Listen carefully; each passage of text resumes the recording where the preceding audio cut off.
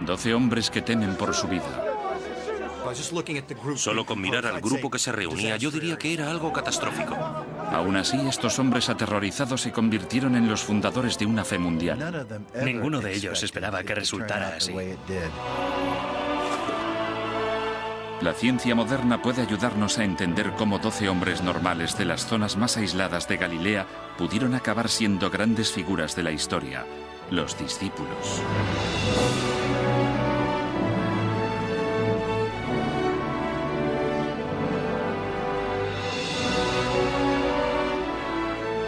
Misterios de la Biblia, los discípulos.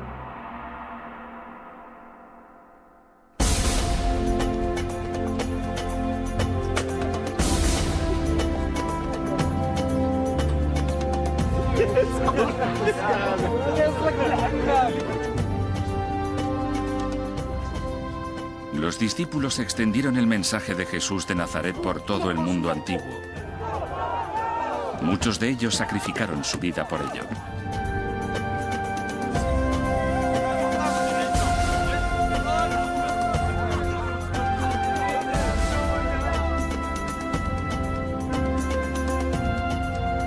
La transformación de este pequeño grupo amenazado en una religión mundial es una historia extraordinaria.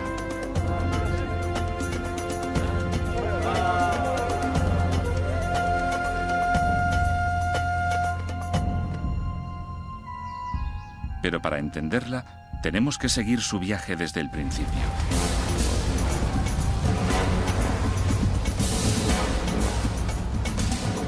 La historia empieza en Galilea, en el siglo I. Jesús y sus discípulos son apenas niños cuando un grupo de hombres que protesta por la subida de los impuestos y por el gobierno romano protagoniza un alzamiento en la ciudad estratégica de Séforis.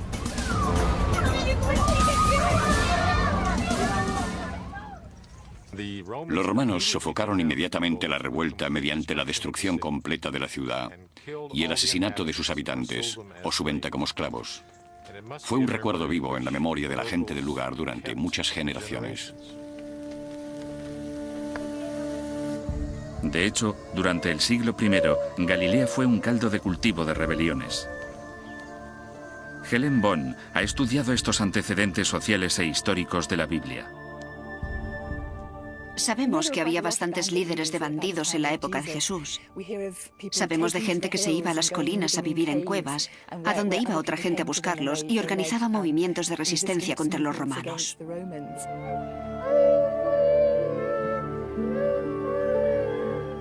Los discípulos crecieron en este ambiente. Algunos quizá incluso fuesen testigos de la rebelión de Séforis. Tal vez vieron en Jesús a un líder que podía liberarlos de los romanos. Los descubrimientos históricos nos dan nuevas visiones de las vidas de los discípulos. La imagen que aparece es vívida y sorprendente.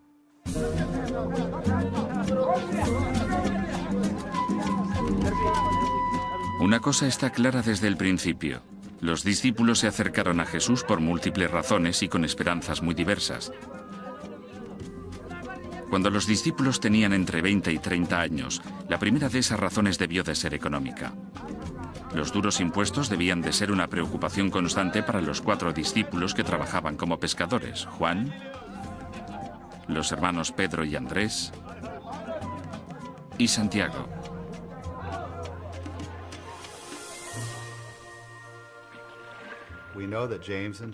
Gracias a los evangelios, a Lucas, sabemos que Santiago, Juan, Pedro y Andrés formaban una cofradía. Por eso tenían mucha presión para pescar y poder alimentar a sus familias y pagarle al recaudador de impuestos.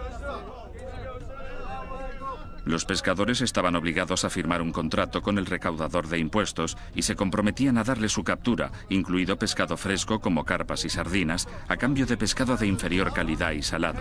Era un intercambio injusto que podía provocar resentimiento.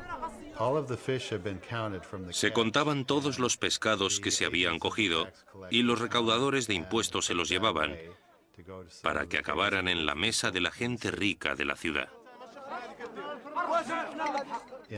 A cambio, los pescadores recibirían su parte del contrato, pescado tratado, probablemente salado, y en ese momento debían de pensar, no podemos comer lo que pescamos.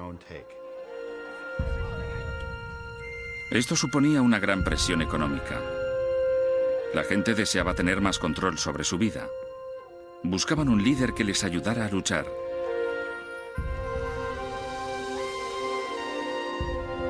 Quizás pensaran que ese líder era Jesús.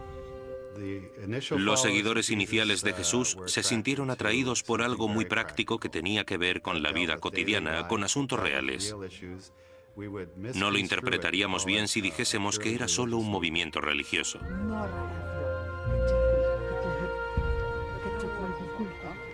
Aunque puede que algunos de los discípulos se unieran al movimiento de Jesús para pagar menos impuestos, eso no explica por qué los 12 se unieron a él. En particular, no explica el caso de Mateo. Antes de convertirse en discípulo, Mateo era recaudador de impuestos. Conocemos el trabajo de Mateo gracias a los evangelios, pero no nos dicen por qué se sintió atraído por Jesús. A diferencia de los pescadores, Mateo vivía la cómoda vida de un hombre rico.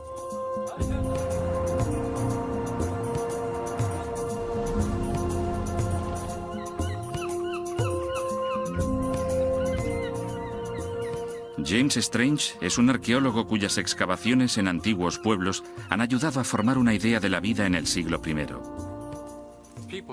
Las casas de la gente que vivía en cualquier pueblo de Galilea tenían exactamente el mismo aspecto desde fuera. La única manera de tener algún objeto de lujo era tenerlo dentro de la casa. Podías enyesar una habitación muy delicadamente y pintarla de forma muy bonita, como si fuera un papel pintado en nuestra época, pero únicamente dentro de la casa. Nadie lo notaría desde fuera, a no ser que se le invitara a pasar. Puede que el interior de la casa de Mateo demostrara que era mucho más rico que sus vecinos. Aunque Mateo hubiese sido un recaudador de bajo nivel, con solo algunos pueblos bajo su control, habría sido más rico que cualquiera en esos pueblos. Pero su riqueza debió de convertir a Mateo en una figura odiada en su comunidad. Todos los días debía de enfrentarse a una dura lucha para poder hacer su trabajo.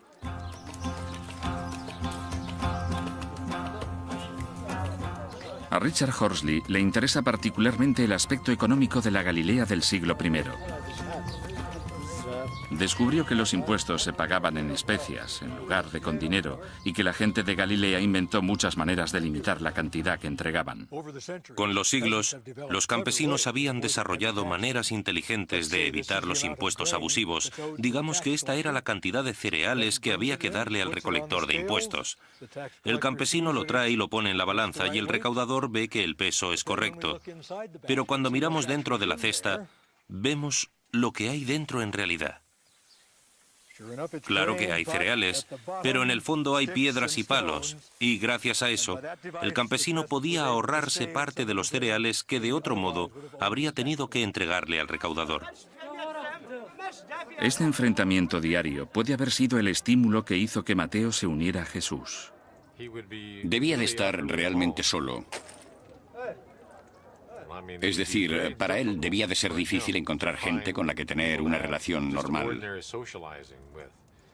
Estaba en una posición muy precaria y, a decir verdad, imagino que probablemente también necesitaría guardaespaldas.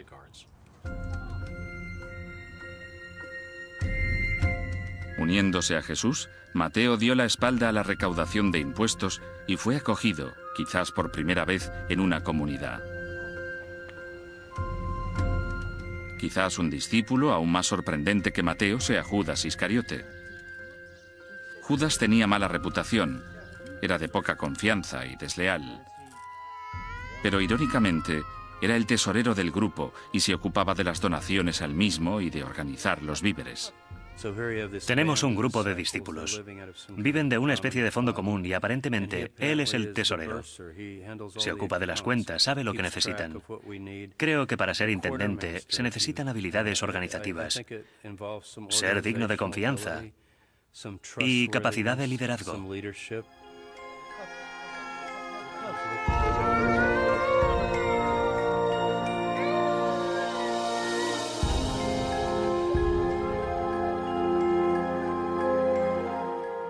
Así que, lejos de ser el chico malo, cuando Judas se unió al movimiento de Jesús, debió de ser considerado uno de sus miembros de más confianza.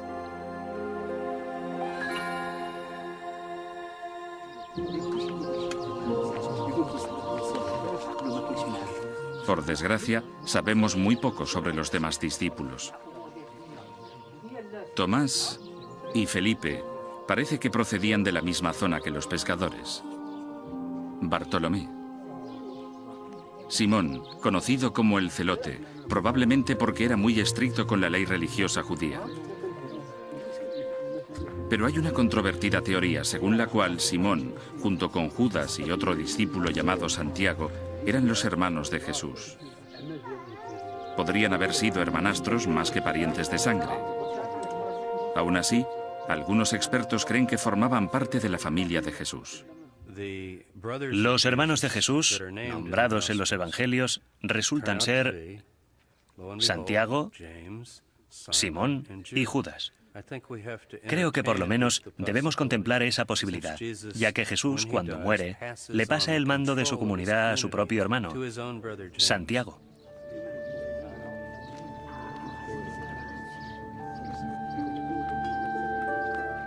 Cualesquiera que fueran los lazos de sangre entre Jesús y algunos de sus discípulos, queda claro que estos 12 hombres eran muy diferentes entre sí. Esa variedad debió de configurar un grupo interesante, pero es lógico pensar que un movimiento radical como este necesitara reclutas con ideas similares.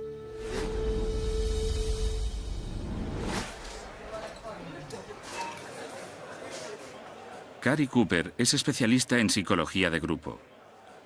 Le pedimos que aplicara los principios de la psicología moderna a lo que sabemos de los discípulos para averiguar qué supondría para un grupo así trabajar juntos y convertirse en los fundadores de una nueva fe. Cuando pienso en los discípulos, como psicólogo, la composición del grupo la consideraría catastrófica. Gente de toda clase de procedencias, un recolector de impuestos, personas que se rebelan frente a los impuestos, un celote, toda clase de personajes diferentes, muy diferentes.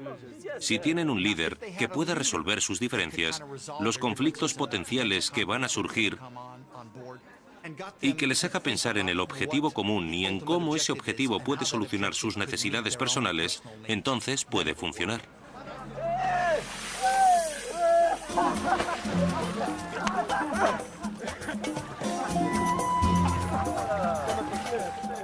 Estos 12 hombres de procedencias tan diversas tenían un líder importante en la persona de Jesús. Y tenían una misión. Puede que estuviesen preparados para intentar trabajar juntos, si eso quería decir enfrentarse a los romanos. Pero seguir a Jesús no sería nunca fácil. Hay pruebas que indican que viajar juntos como grupo en el siglo I habría sido una experiencia lo suficientemente dura como para poner a prueba a esos 12 personajes. Galilea tiene unos 55 kilómetros de un extremo a otro. Los discípulos podían recorrerlos más o menos en un día, pero el terreno podía ser accidentado. En estos lugares hay poca protección ante los elementos o ante los ladrones. La vida itinerante es muy dura. Hay gente que a veces cree que es su territorio y no les gusta que pases por él. Hay que pensar en los animales salvajes. En la antigüedad, los leones y los osos eran los dos principales depredadores que había que tener en cuenta. La Biblia explica que Jesús les dijo a sus discípulos que abandonaran todas sus posesiones. Aún así, hay cosas básicas que los expertos creen que debieron de necesitar. Por ejemplo, con muy mal tiempo, probablemente era necesario llevar una capa de lana como esta para taparse. Uno puede envolverse en ella y dormir como dentro de una tienda. También se puede usar como chubasquero, porque es impermeable al agua. Si uno se encuentra con alguien que no es amable y no quiere darte fuego, debes tener una manera de hacerlo. Necesitas un trozo de hierro, un pedernal y un trozo de tela seca para poder encender tu propio fuego. Si no, te encuentras en una situación horrible.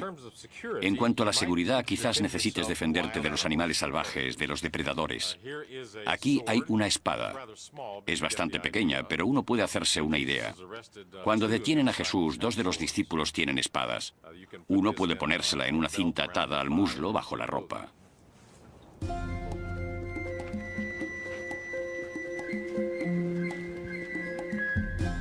Si los discípulos lo dejaron todo para seguir a Jesús, incluso algo tan fundamental como encontrar comida podría haber sido un problema. Hay una pista en la Biblia sobre cómo se alimentaban. En uno de los relatos, recogen cereales de un campo. Esto puede hacer pensar que los discípulos se convirtieran en ladrones, pero la ley judía lo permitía a los pobres y también a los viajeros. Si alguien tenía un campo porque era terrateniente y cosechaba la tierra, tenía que dejar algunas partes, una esquina del campo sin tocar, para que los pobres pudieran venir a recolectarlo.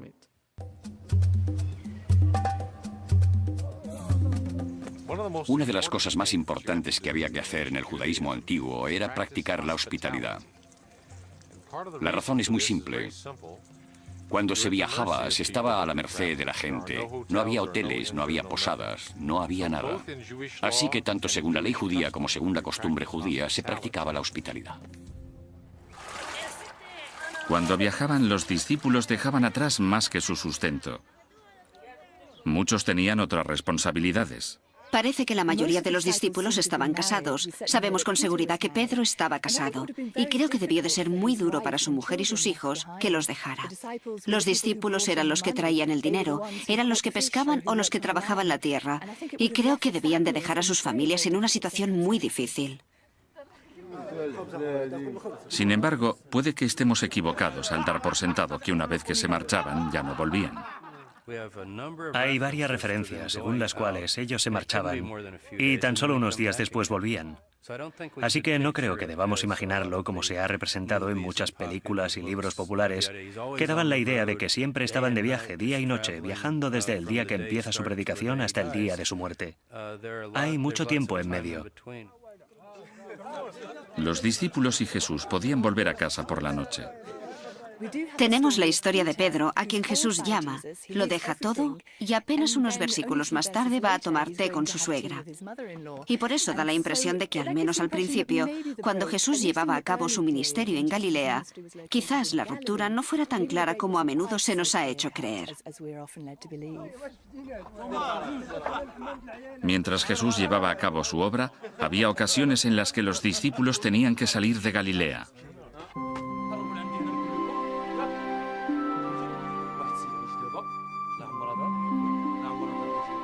Durante estos viajes, tenían que confiar en la hospitalidad de los desconocidos.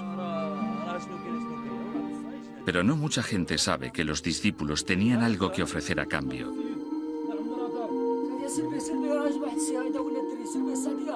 Algo muy buscado y muy poco común. Cuando excavamos las tumbas, vemos que la mayoría de la gente tiene 40 o 50 años al morir.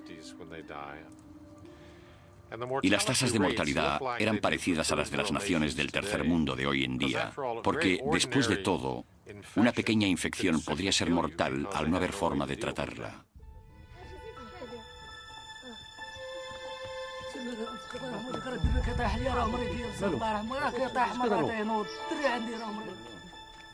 No había un sistema sanitario en la Galilea del siglo I. La gente de los pueblos dependía de los sanadores locales que habían desarrollado tratamientos caseros que parecían funcionar. Jesús tenía una gran reputación como curandero, pero también sus discípulos. Cuando llegaban a un pueblo parecían tener dos tareas principales. Una era anunciar que el reino de Dios estaba cerca. La otra era curar a los enfermos. Y si curaban a los enfermos se ganaban su sustento. Incluso podían conseguir un lugar donde descansar. El hecho de que los discípulos pudieran sanar no es sorprendente. La curación mediante la fe tiene una larga historia. Durante siglos fue la única curación al alcance de la gente. No es poco corriente rezar a los dioses si eres pagano o a Dios si eres judío para que te curen. Es totalmente aceptable. Y la gente especializada en rezar a Dios para obtener una curación es muy conocida por su capacidad de curar. Pero por hacerlo en conjunto con su movimiento religioso, lo que sería perfectamente comprensible y aceptable. Quizá en la actualidad la medicina moderna pueda explicar cómo tiene lugar esto.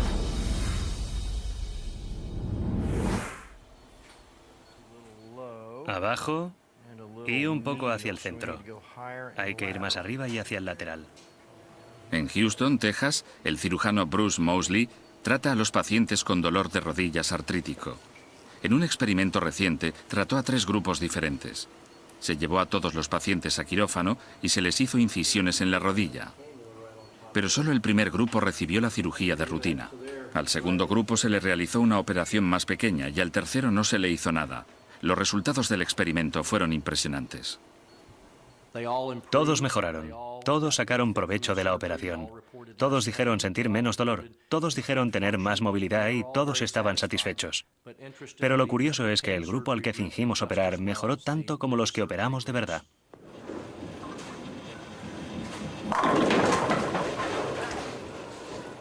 Tim Pérez fue uno de los primeros pacientes del Dr. Moseley. Caminaba y sentía un dolor agudo en la rodilla y bueno, te duele y sientes que ya no tienes nada de fuerza. Tim estaba en el grupo al que no se operó, pero su rodilla mejoró. Eso fue hace 8 años y Tim sigue sintiéndose mejor. Lo llamo un milagro porque es algo que no requirió medicina. No hizo falta nada para curarlo. Así que era una cuestión psicológica. En términos médicos, Tim formaba parte del grupo del placebo, lo que significa que no recibió un tratamiento real. Los médicos están más cerca que nunca de entender el efecto placebo. Creo que el placebo funciona por el impacto psicológico o mental que el tratamiento tiene sobre el paciente. Y está ligado a las expectativas y creencias de los pacientes. Si el paciente espera y cree que el tratamiento será efectivo, seguramente lo será. Y ahora estire las manos por encima de la cabeza, lo más arriba que pueda. Si la gente puede sanar simplemente porque confía en su médico, quizás ocurriera lo mismo en el siglo I. El Dr. Moseley aún cree que Dios estaba involucrado en la curación de los discípulos, pero no menosprecia la importancia de la creencia de los pacientes en que podían curarse. Ciertamente se pueden encontrar cosas paralelas entre lo que hacían Jesús y sus discípulos y lo que un médico hace hoy. En ambas situaciones, la gente cree que el sanador va a ayudarles. Y uno puede imaginar que algunos de los triunfos de los antiguos curanderos eran por el efecto placebo. En parte, gracias a su habilidad para sanar, Jesús y sus discípulos empezaron a atraer a multitudes cada vez mayores. No obstante, sanar podía ser una experiencia muy frustrante. La Biblia explica que a veces no podían hacerlo.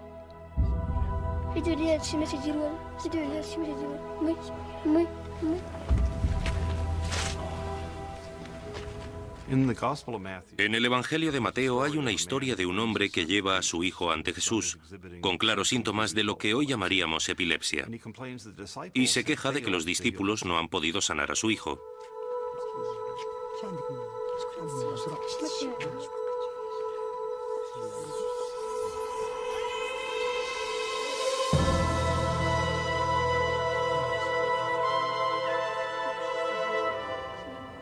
Jesús cura al hijo.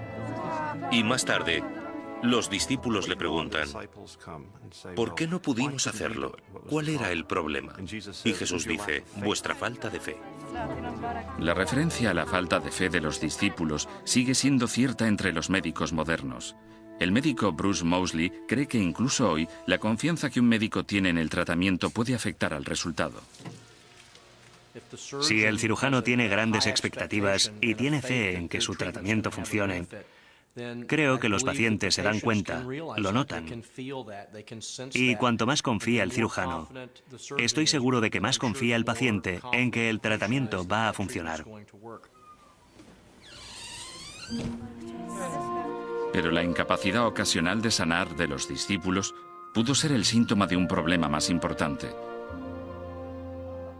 Para tener una fe total en Jesús como líder, los discípulos tenían que compartir su visión, y gran parte del tiempo parecían hacerlo. Pero un examen más detallado de los evangelios revela que los discípulos no siempre tenían el mismo punto de vista que su líder. De hecho, hay pruebas de tensiones y desacuerdos internos que estallaban en público. Por ejemplo, cuando Jesús les dice a sus discípulos que lleven su mensaje a los samaritanos.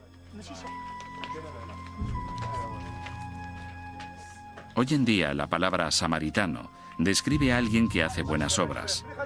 Pero para un judío del siglo I era el enemigo. Si Jesús me dijera que teníamos que cruzar Samaria, se me caería el alma a los pies. Diría que no. Ha habido hostilidades entre nosotros y los samaritanos durante 500 años y no parece que las cosas vayan a cambiar.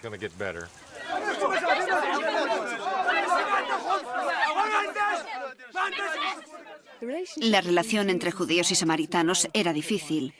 Parece que se remontaba a una discusión sobre cuál era el lugar adecuado para el templo. Los samaritanos decían que el lugar sagrado debía estar en su montaña sagrada, mientras que los judíos decían que el lugar sagrado debía estar en Jerusalén. A los aldeanos samaritanos no les importaba lo que decían los predicadores judíos, y echaron a los discípulos.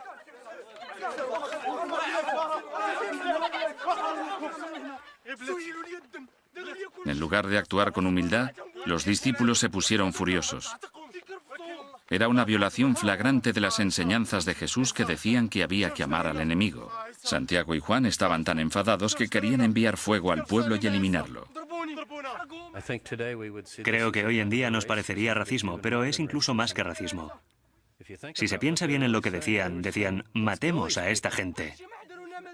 Jesús dijo que no, que así no funcionaban las cosas. Les ofrecía la salvación, pero si no la aceptaban era asunto suyo. Él simplemente se iría a otro sitio.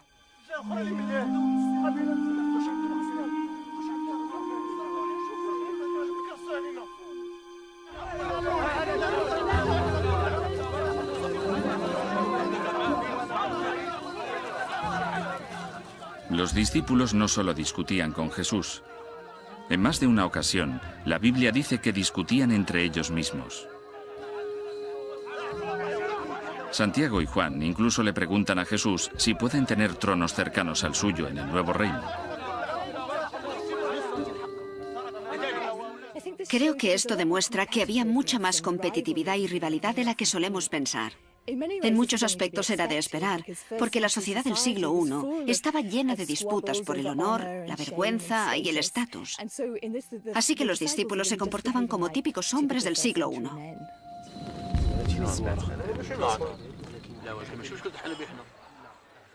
Estas disputas podían ser típicas, pero según el psicólogo Cary Cooper, podían crecer y convertirse en dañinas luchas de poder. En casi todos los grupos tenemos un Santiago y un Juan. La razón por la que digo esto es porque eran un poco apasionados, un poco revolucionarios. Pero creo que en realidad quieren un papel de líderes. Creo que es a las personas a las que hay que tratar con cuidado. De no ser así, su necesidad innata de liderazgo, de tener influencia o de ser rebelde, complicará las cosas. Los discípulos conseguían controlar sus diferencias la mayor parte del tiempo.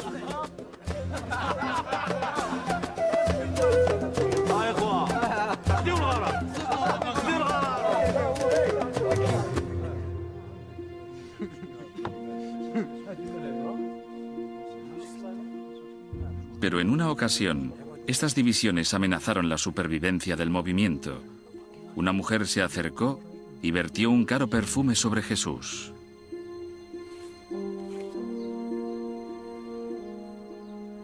Los discípulos se molestaron porque la mujer hubiese gastado aquel aceite en Jesús. Decían que debería habérselo llevado, debería haberlo vendido y haberle dado el dinero a los pobres, pero Jesús lo veía de otro modo. Dijo que ella había hecho algo hermoso. Como tesorero del grupo, Judas se molestó particularmente con esto.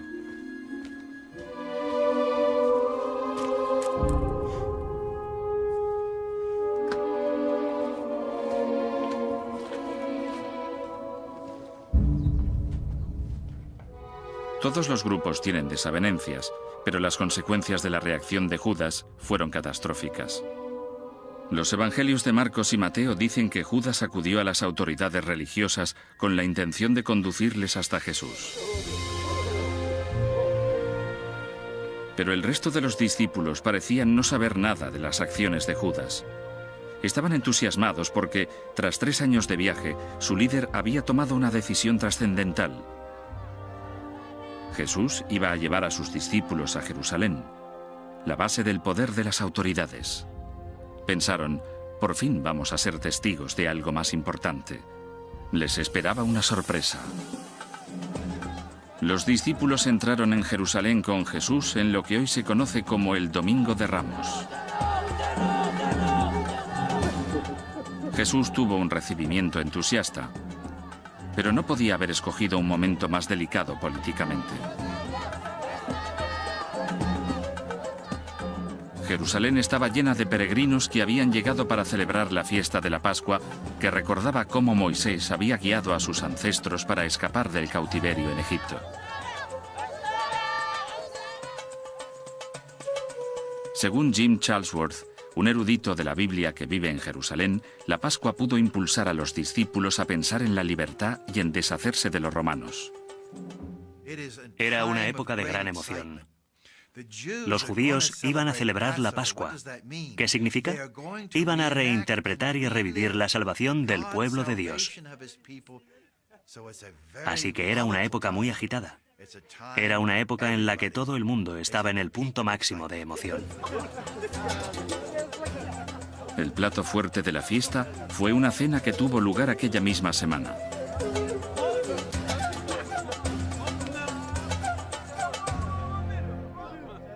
Pero cuando se sentaron a comer, momento que conocemos como la última cena, Jesús estaba más apagado de lo normal. De repente, en mitad de la comida, Jesús empezó a hablar de su muerte. Cogió el pan y dijo, «Este es mi cuerpo». Cogió su cáliz y dijo, «Esta es mi sangre». Y empezó a hablar de hacer cosas en su memoria. Creo que los discípulos se preguntarían en qué consistía todo aquello.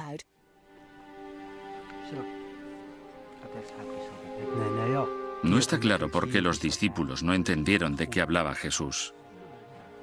Quizás habían estado esperando una especie de alzamiento. La muerte de su líder no entraba en sus planes. Pero lo que pasó a continuación decidió su destino. Judas desencadenó una serie de acontecimientos que llevarían a la crucifixión de Jesús.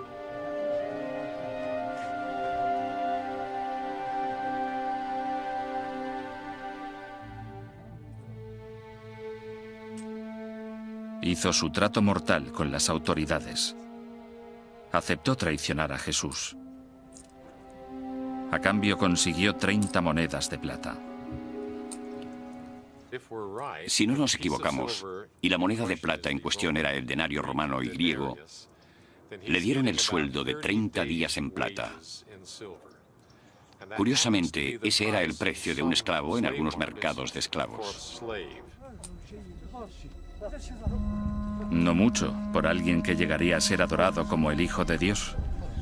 Pero Judas aceptó el dinero igualmente. Condujo a los guardias hasta donde sabía que estaría el grupo. De repente empezó a desmontarse todo aquello por lo que habían estado trabajando.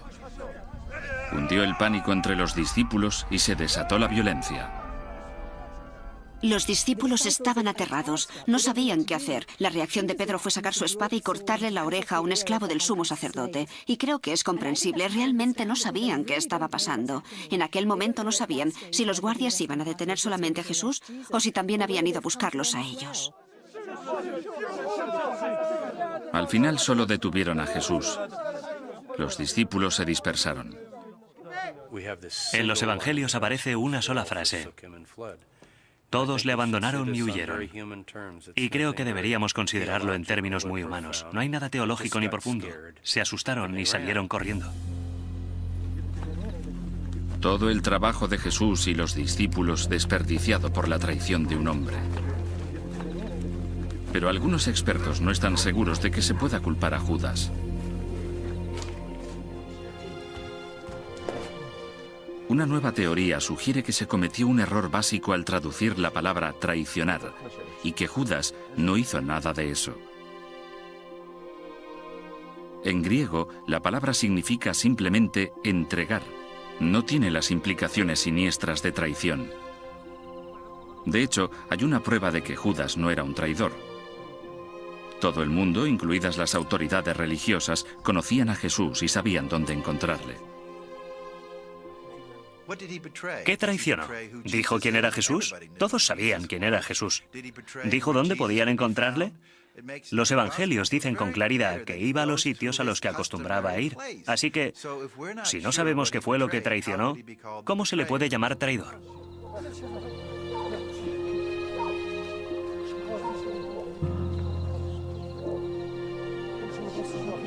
Es cierto que cuando Judas llegó con los guardias a detener a Jesús, su saludo fue extraño para ser el de un traidor.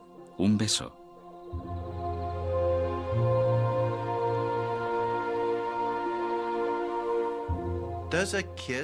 ¿Un beso sugiere la traición?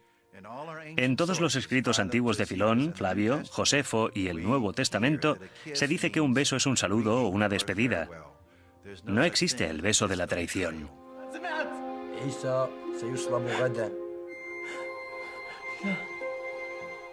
Lo que ha convencido a muchos expertos de que Judas no quería traicionar a Jesús es su respuesta cuando se enteró de que Jesús sería ejecutado.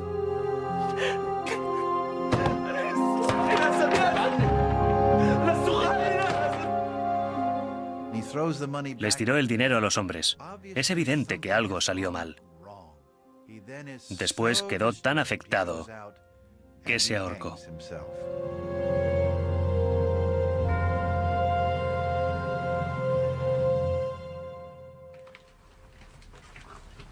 Pero aunque Judas no quisiera traicionar a Jesús, debió de haber una razón para que hiciera un trato con las autoridades.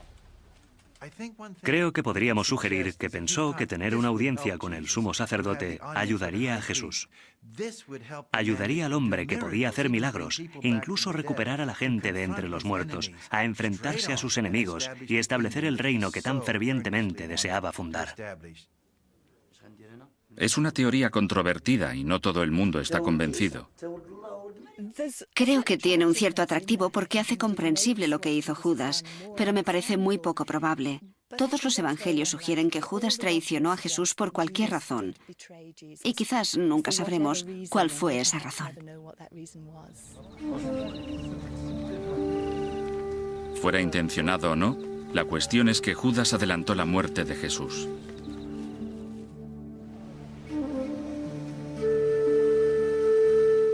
Si los discípulos tenían alguna duda sobre si la detención de Jesús significaba el final del grupo, al día siguiente recibieron la confirmación. Mientras su líder era crucificado, no se sabe dónde fueron los discípulos. Podrían haber ido a una casa segura en la que tuviera lugar la última cena. Parece que hay indicios de que alquilaron aquel sitio o hicieron algún pacto para usarlo. Creo que tenemos que pensar que cuando huyeron, huyeron de verdad. Querían apartarse del peligro. Los discípulos estaban en su peor momento. Era un punto crítico porque habían perdido a su líder. Todos los grupos necesitan a su líder, particularmente a un líder tan inspirador como Jesús. Era un momento crítico, no había ningún sustituto, así que tenían un problema. Lo normal era que el grupo se separara o que tuviera serios problemas. Muerto su líder, los discípulos se sintieron totalmente deprimidos y destrozados. Aún así, sabemos que estos desolados individuos fundaron lo que acabaría por convertirse en una gran fe mundial. Está claro que pasó algo que cambió su destino.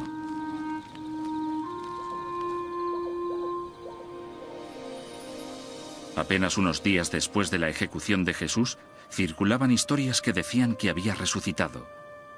¿Fue quizá aquello lo que hizo continuar a los discípulos? Todos los discípulos estaban juntos en la habitación de arriba. Habían cerrado firmemente las puertas porque estaban preocupados por las autoridades judías. Y de repente, Jesús apareció en la habitación y les dijo: «La paz sea con vosotros».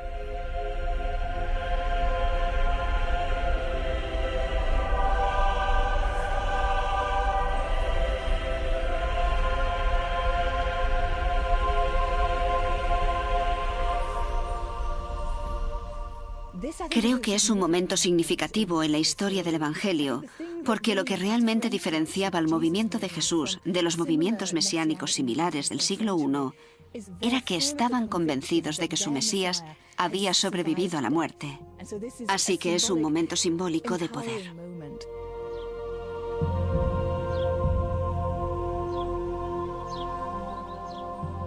La creencia de que Jesús todavía estaba vivo era una cosa, pero si el movimiento iba a continuar, necesitaban convencer a otra gente de que Jesús se había alzado de entre los muertos.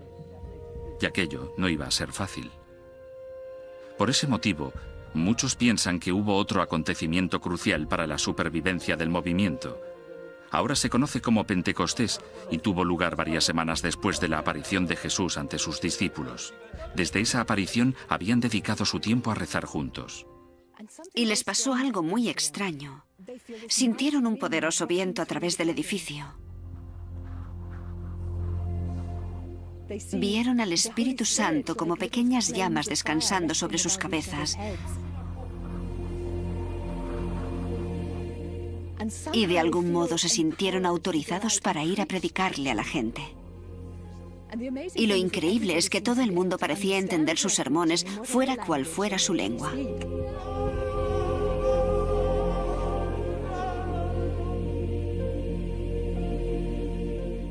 Es este acontecimiento religioso lo que, según el psicólogo Cary Cooper, transforma al grupo. Pentecostés, a mi juicio, es el acontecimiento crítico para el grupo, porque no tienen un líder y la experiencia compartida los une. Los motiva, los anima a salir y rezar, y convertir a la gente y compartir sus experiencias comunes. Es una especie de papel del líder suplente. Antes de Pentecostés, las posibilidades de que los discípulos fundaran una nueva fe eran pocas por sus procedencias diferentes, sus luchas internas y sobre todo por la pérdida de su líder. Fue una transformación notable. Aparentemente fue solo un cambio psicológico, pero puede ser que hubiera algo más que eso.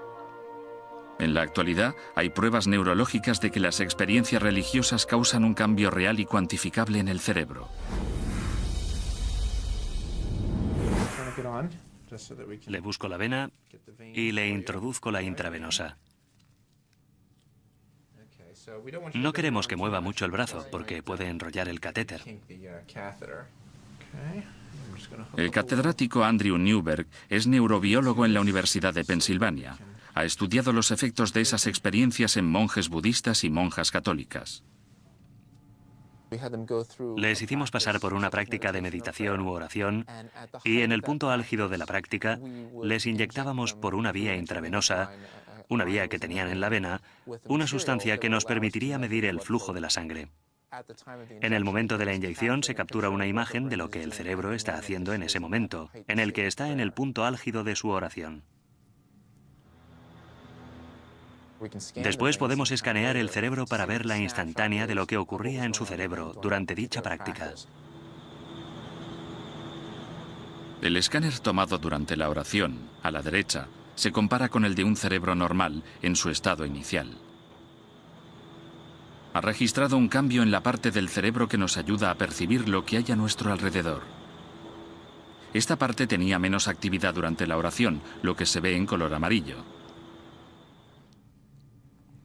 Cuando la actividad de esta parte del cerebro se reduce y nuestro sentido del yo disminuye, no nos damos cuenta de lo que tenemos alrededor. En su lugar, la mente empieza a sentir que es una sola cosa con todo el universo. De hecho, hay gente que dice que es cuando nota con fuerza la presencia de Dios. Si van lo suficientemente lejos en su sesión de oración, pierden toda la información sensorial y podemos pensar que eso se asocia con la difuminación total de la frontera entre uno mismo, Dios y todas las cosas del mundo.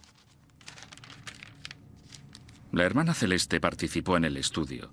Está de acuerdo en que se siente más cerca de Dios durante la oración. El experimento me demostró que cuando vivimos una experiencia religiosa, algo sucede en nuestro interior. Algo se muestra en nuestro cerebro. Para los científicos, este experimento significa que debemos tomar en serio la idea de que la experiencia religiosa puede causar un cambio psicológico apreciable. Si miramos a los discípulos, podemos preguntarnos si ese momento espiritual transformativo realmente causó un cambio en su cerebro que alteró quiénes eran, cómo se sentían, lo que pensaban sobre las cosas de su vida, y si eso fue lo que cambió el rumbo de lo que hicieron.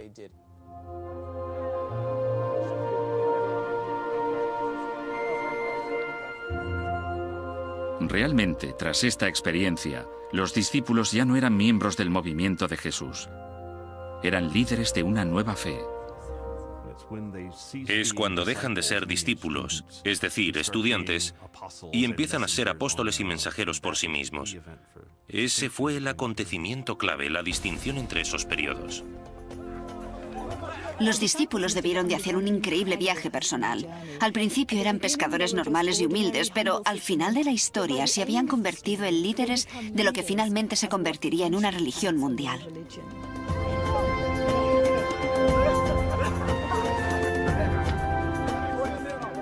Los discípulos no encajan con la visión tradicional de los hombres santos. Eran duros e imperfectos, capaces de sentir celos, amargura, egoísmo e incluso violencia.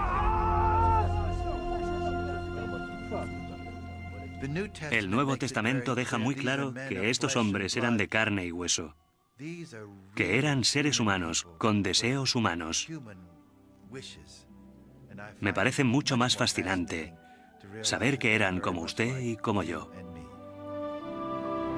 A pesar de todo, el movimiento que fundaron comprende a una tercera parte de la población mundial, y sus miembros y sus relatos aún hoy inspiran a la gente.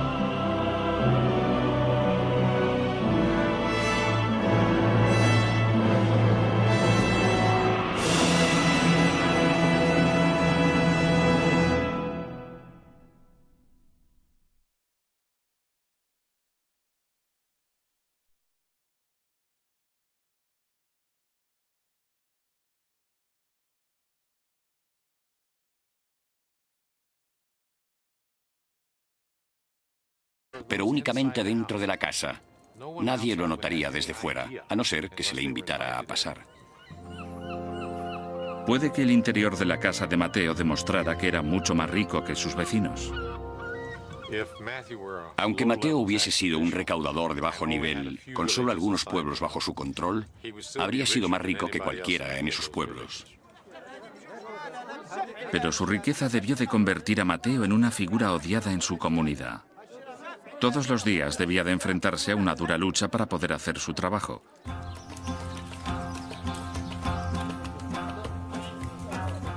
A Richard Horsley le interesa particularmente el aspecto económico de la Galilea del siglo I. Descubrió que los impuestos se pagaban en especias, en lugar de con dinero, y que la gente de Galilea inventó muchas maneras de limitar la cantidad que entregaban. Con los siglos, los campesinos habían desarrollado maneras inteligentes de evitar los impuestos abusivos. Digamos que esta era la cantidad de cereales que había que darle al recolector de impuestos. El campesino lo trae y lo pone en la balanza y el recaudador ve que el peso es correcto. Pero cuando miramos dentro de la cesta, vemos lo que hay dentro en realidad. Claro que hay cereales, pero en el fondo hay piedras y palos, y gracias a eso, el campesino podía ahorrarse parte de los cereales que de otro modo habría tenido que entregarle al recaudador. Este enfrentamiento diario puede haber sido el estímulo que hizo que Mateo se uniera a Jesús. Debía de estar realmente solo. Es decir, 12 hombres que temen por su vida. Solo con mirar al grupo que se reunía, yo diría que era algo catastrófico. Aún así, estos hombres aterrorizados se convirtieron en los fundadores de una fe mundial. Ninguno de ellos esperaba que resultara así. La ciencia moderna puede ayudarnos a entender cómo 12 hombres normales de las zonas más aisladas de Galilea pudieron acabar siendo grandes figuras de la historia, los discípulos.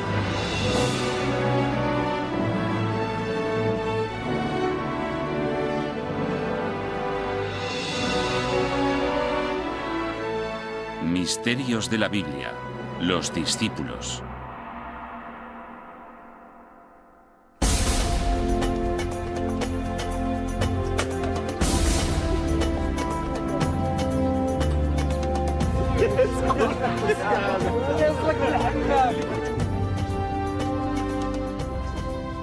Los discípulos extendieron el mensaje de Jesús de Nazaret por todo el mundo antiguo. Muchos de ellos sacrificaron su vida por ello.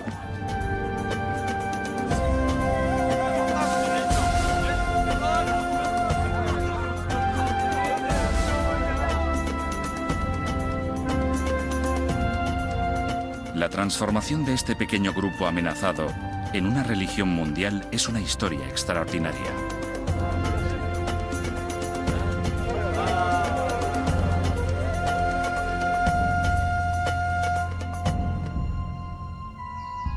Pero para entenderla, tenemos que seguir su viaje desde el principio.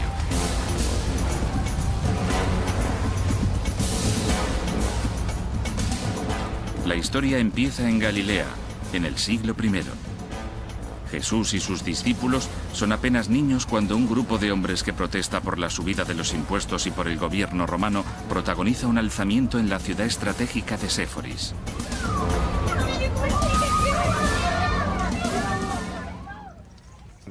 Los romanos sofocaron inmediatamente la revuelta mediante la destrucción completa de la ciudad y el asesinato de sus habitantes o su venta como esclavos. Fue un recuerdo vivo en la memoria de la gente del lugar durante muchas generaciones. De hecho, durante el siglo I, Galilea fue un caldo de cultivo de rebeliones. Helen Bonn ha estudiado estos antecedentes sociales e históricos de la Biblia. Sabemos que había bastantes líderes de bandidos en la época de Jesús. Sabemos de gente que se iba a las colinas a vivir en cuevas, a donde iba otra gente a buscarlos y organizaba movimientos de resistencia contra los romanos.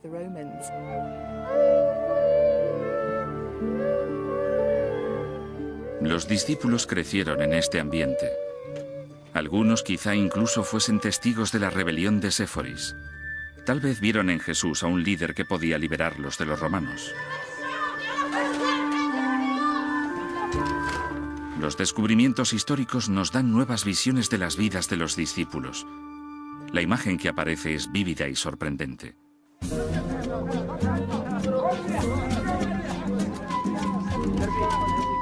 Una cosa está clara desde el principio. Los discípulos se acercaron a Jesús por múltiples razones y con esperanzas muy diversas. Cuando los discípulos tenían entre 20 y 30 años, la primera de esas razones debió de ser económica. Los duros impuestos debían de ser una preocupación constante para los 4 discípulos que trabajaban como pescadores: Juan, los hermanos Pedro y Andrés y Santiago.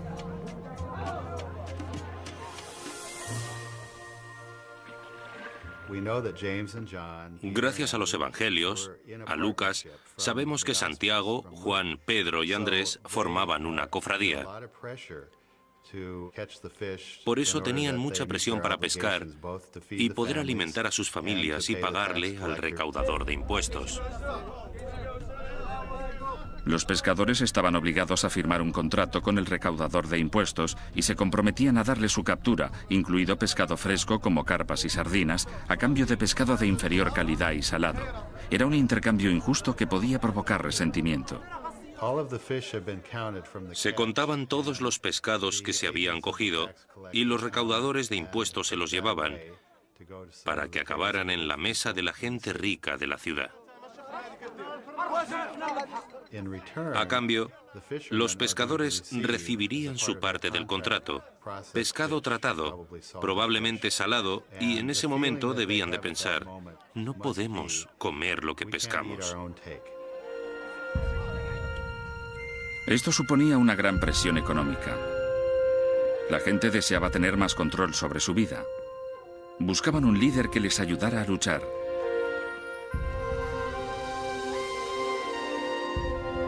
Quizás pensaran que ese líder era Jesús. Los seguidores iniciales de Jesús se sintieron atraídos por algo muy práctico que tenía que ver con la vida cotidiana, con asuntos reales. No lo interpretaríamos bien si dijésemos que era solo un movimiento religioso.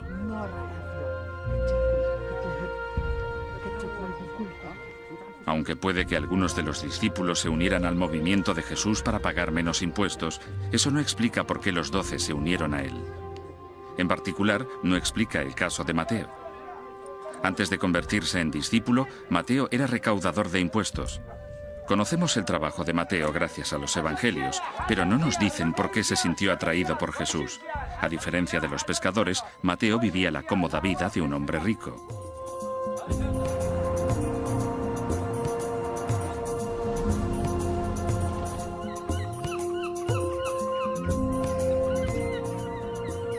James Strange es un arqueólogo cuyas excavaciones en antiguos pueblos han ayudado a formar una idea de la vida en el siglo I.